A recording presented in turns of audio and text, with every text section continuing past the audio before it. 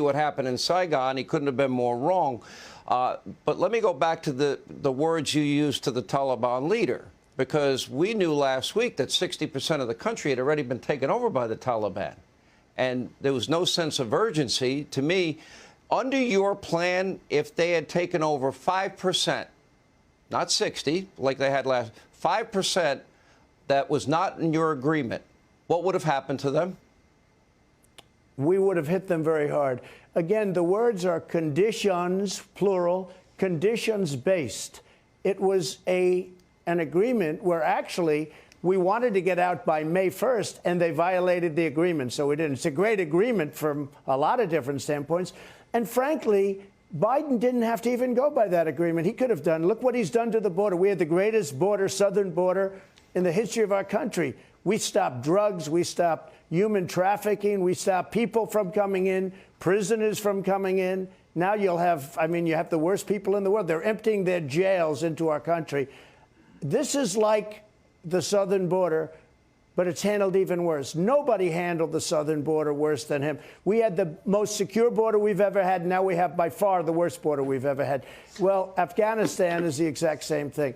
To think of this, we have a military. It's holding it. I got it reduced down to 2,500 soldiers, and they were doing a good job. It was fine. It was a smaller force. I took it down from close to 20 to 2,500, and we were fine.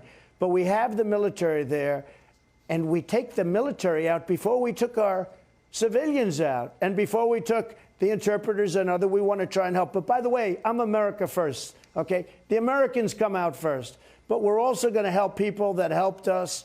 And we have to be very careful with the vetting because you have some rough people in there. But we're going to help those people. But can you imagine? Now, what we were going to do just very quickly is we were going to take the military out last, okay, last. The people were coming out. They were going to come out. But the agreement was violated, so I held things back because we weren't going to do anything, again, conditions-based. So they weren't fulfilling their obligations and conditions. But here's just to finish.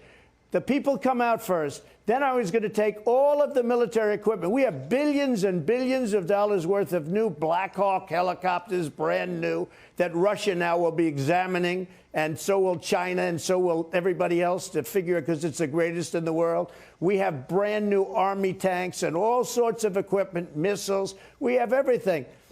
I was going to take it out because I knew they weren't going to fight. Just one thing, and I have to say, and this is different from everyone else, I said, why are they fighting? Why are these Afghan soldiers fighting against the Taliban?